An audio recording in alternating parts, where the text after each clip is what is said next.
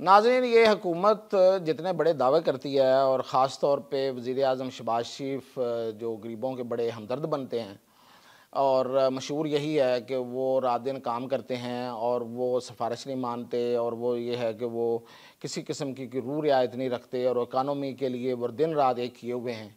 लेकिन पता नहीं इस इकानमी को दिन रात एक करके लेके कहाँ जाना है। कहते हैं मुस्बत इशारिये आ रहे हैं, तो वो जो मुस्बत इशारिये हैं उसका मुझे क्या फ़ायदा है, आपको क्या फ़ायदा है? आपने देखा है कि अभी हमारे साथ इन्होंने क्या हाथ किया आज ही।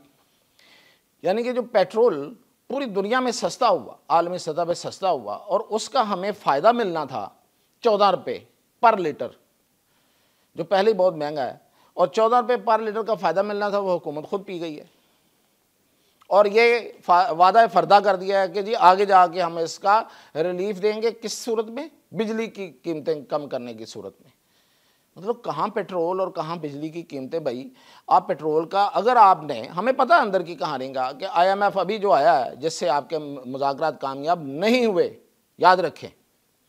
ये जो कहा जा रहा है ना, मीडिया में घुमाई जा रही है बात कि ये स्टाफ लेवल पे कामयाब नहीं हुए।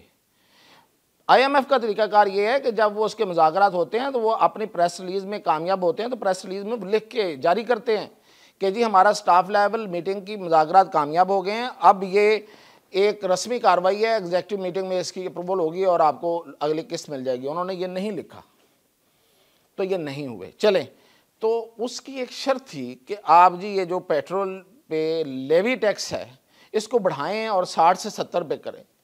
आपने वो 10 रुपये उसमें खा लिए हैं, अपनी जेब में डाल दिए हैं। IMF के कहने पे, IMF के इवन उसमें जेब में डाल दिए आपने, हर बंदे के 10 रुपये फ़ी लीटर के।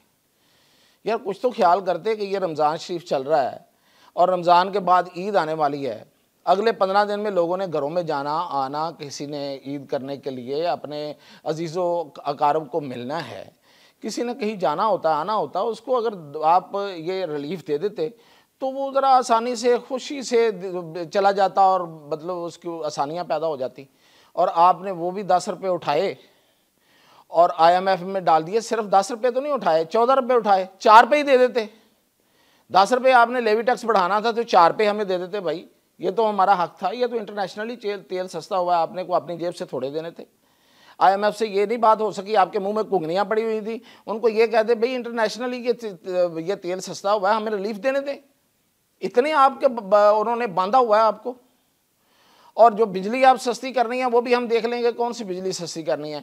जो सोलर के साथ किया है, सोलर के साथ आपने मतलब ये कि जो सोलर जिन्होंने लगाना है अब वो ना लगाएं, यही मतलब है ना कि वो मैंने सोलर लगाया है जो मैंने अभी लगाना है, यानी कि ये उन लोगों के लिए जिन्होंने लगाना है, और जिनका लगा हुआ है वो भी 6 से 7 साल तक, ये उन्होंने कहा है 6 से 7 साल के बाद उन्होंने भी उसी पॉलिसी पे आ जाना जो आज हमारे साथ कर रहे हैं, शायद इससे भी बुरी हो आगे जाके। यानी मैंने सारा दिन सोलर इस्तेमाल किया, उसमें से जो मैंने यूनिट आपको दिए उसमें भी आपने मुझसे टैक्स काटा, मैंने दिए टैक्स मुझसे काटना आपने, मैं आपसे वापस लूँगा तो वो 60 रुपये में देंगे, 10 रुपये में आपने मुझसे लिया टैक्स काट के, ठीक है, टैक्स ऊपर डाल दिया, और फिर मैंने आपसे जब लेना है रात को वापस वो बिजली तो वो आपने मुझे देनी है 60 रुपये में टैक्स डाल के। यार कोई खुदा का खौफ करें यार, इतने टैक्स, इस बिल को पढ़ें, इसमें कितने टैक्स हैं और कितनी कीमत है। टैक्स ही टैक्स हैं, टैक्स ही टैक्स हैं। FBR का पेट भरते जा रहे हैं, फिर कहते हैं हमने रेवेन्यू बढ़ा लिया है। ये जो रेवेन्यू बढ़ता है ना, ये मेरे और आपके बिलों से, हमारी जेबों से निकले हुए पैसे और मेरे जैसे सैलरीड पर्सन की सैलरियों से कटे हुए जो टैक्स हैं उससे बढ़ता है। इसके अलावा आपकी कोई और हिम्मत नहीं है, मैं कहूँ औकात नहीं है कि आप किसी से टैक्स ले सकें। किसी दुकानदार से लेके लें ना टैक्स, लेते हैं आप, नहीं ले पाते, नहीं ले पाए। कितने कितने बड़े दावे किए हैं, किसी दुकानदार से, किसी ताजर से, किसी बड़े सनतकार से टैक्स नहीं ले पाए आप, वहाँ झुक जाते हैं इसलिए खुद आप वही हैं। अब आप देखें कि आप IPP से 1.15 अरब यानी कि 1.15 अरब यूनिट आप IPP से बिजली लेते हैं और सोलर से आप 1.02 अरब लेते हैं, तो उसके बराबर है ना, क्यों नहीं रिप्लेस करते। आपने कहा था हम IPP जो बिजली पैदा करने वाले कारखाने उनसे बातें करेंगे, उनसे बातचीत करेंगे, उनसे जान छुड़ाएंगे। भाई कब छुड़ानी है, कोई जान नहीं छुड़ा रहे। किया दरा भी आपका, मत्थे हमारे लगा हुआ है। बिजली की कीमत आप नहीं कम कर सकेंगे क्योंकि IMF ने ये कहा है कि वो जो सर्कुलर डेट है उसको कम करें। सर्कुलर डेट क्या है? सर्कुलर डेट वो रकम है जो आप बिलों की सूरत में इकट्ठी नहीं कर सके, मुझसे नहीं, आम बंदे से नहीं, सरकारी इदारों से। सरकारी इदारों ने आपको बिल पे नहीं किए, वो रकम इकट्ठी हुई है, उसको सर्कुलर डेट कहते हैं। IMF कहता है जी पहले वो अदा करें, फिर आप बिजली का बिल सस्ता करेंगे, उस पर टैक्स भी लगाएं। अभी एक सरचार्ज और लगने वाला है।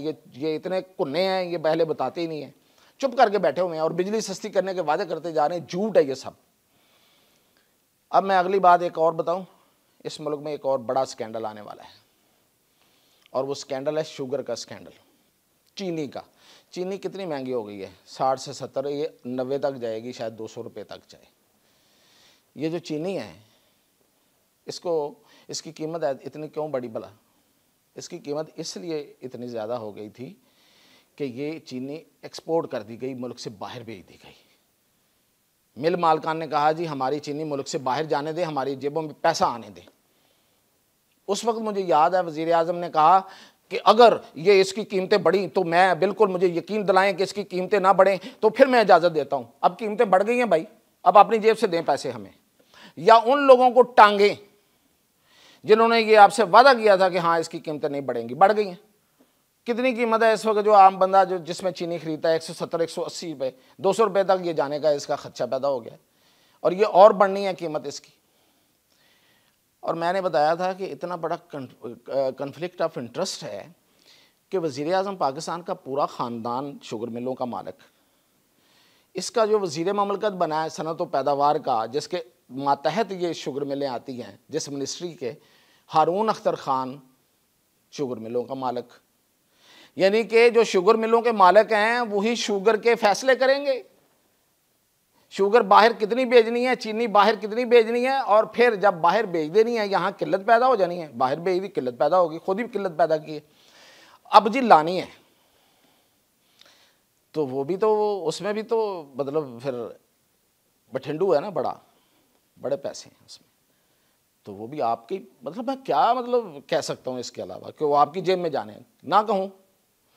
आप बैठे हुए हैं, आप मिल मालकान हैं और आप ही फैसले करेंगे, ये कैसे हो सकता है? अब मिन्नतें तरले कर रहे हैं राना तनवीर हुसैन के कि जी आप ले लें हमारी वजारत, ये वाली ले लें, हमें लोग बातें ना करें। कर तो लिया आपने जो करना था, चीनी बाहर भेज दी, अब बाहर से लाने की तैयारियां पूरी मुकम्मल हैं। एक दफ़ा बल्कि खबर दे के वापस ले ली कि हमने चीनी ले आए, फिर उन्होंने ओ ये तो बड़ा स्कैंडल बनने जा रहा है। ये दो काम ही तो इमरान खान ने किए थे, उनमें से एक आपने कर दिया। उसने भी चीनी बाहर भेजी थी, फिर मंगवाई थी। उसने भी गंदम बाहर भेजी थी, फिर मंगवाई थी। आपने चीनी बाहर भेज दी, अब मंगवा रहे हैं। आपने गंदम आप बाहर तो खैर भेजनी क्या है, गंदम उतनी होनी नहीं है इस दफ़ा, तो वो भी आगे जाके कोई ना कोई आप इस तरह का ज़रूर स्कैंडल करेंगे। तो ये एक बड़ा स्कैंडल बन रहा है। तो ये इन ख़बरों के साथ इजाज़त चाहता हूँ। ये हुकूमत मेरी आपकी नहीं है, ये IMF की हुकूमत है। इजाज़त दीजिए।